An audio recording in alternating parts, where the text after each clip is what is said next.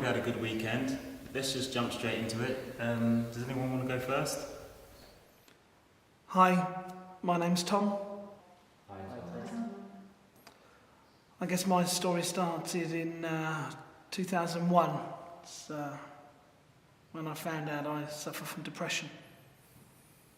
I was in a long-term relationship and had loving parents, sisters and a brother.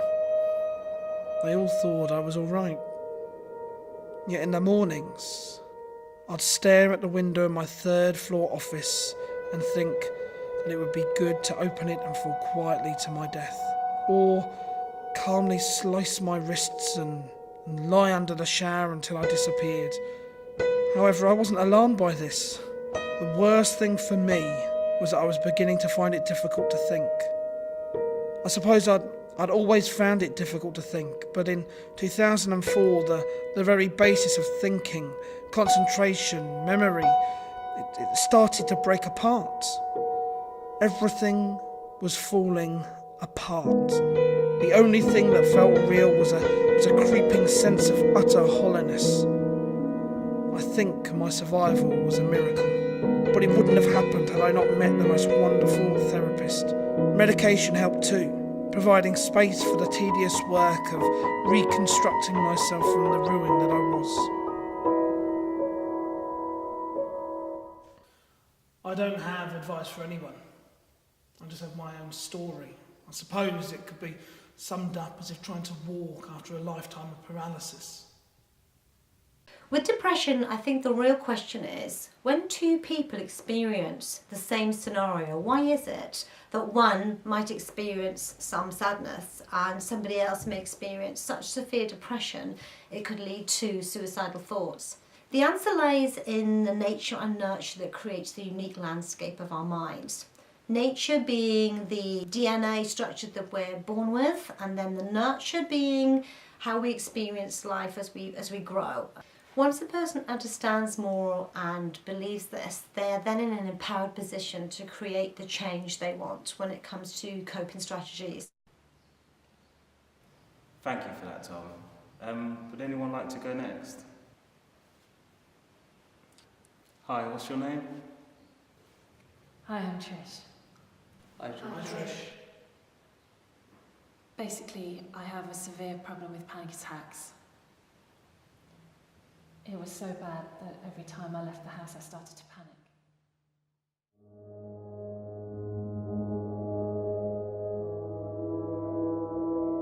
As the attacks increased, I shut myself in my house as if it were a fortress keeping me safe. As it got worse after that, I shut myself into my bedroom, a small cocoon, curtains drawn, door shut, isolating myself. Whenever I had an attack, it was hard to breathe, pressure to go to the toilet. I would shut my eyes, coughing, hyperventilating, sweating. I couldn't speak. My limbs would shake. I would scratch and rub my arms, pull my hair.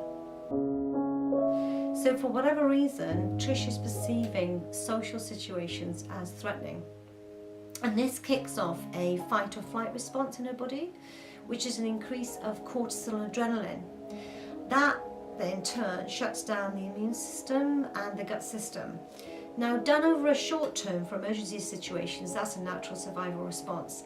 But over a long term, that's really harmful and toxic to the body.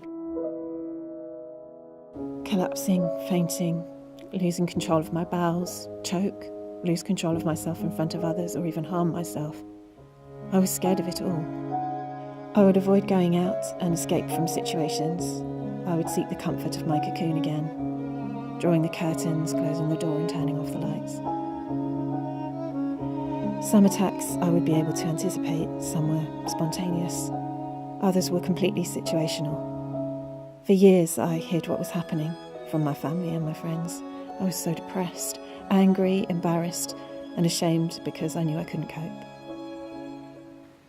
I was exhausted with all this self-punishment and attacks. No quality of life.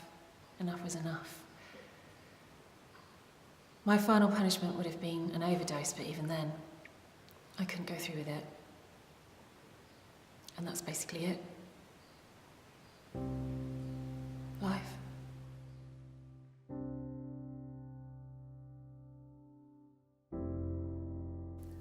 Mental illness can affect anyone.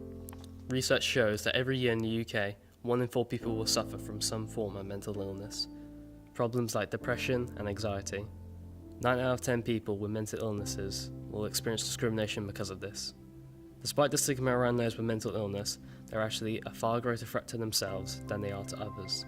90% of suicide victims were experiencing some form of mental illness at the time of their death. But what can be done to help?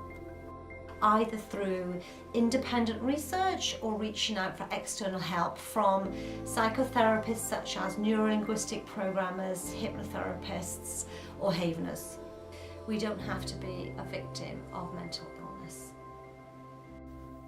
Although the stories in this program were dramatised, they were closely based on real stories experienced by real people who are tackling mental illness. If you or anyone you know is suffering from mental illness and needs assistance or guidance, don't hesitate to contact Samaritans at any time on 116 123 free of charge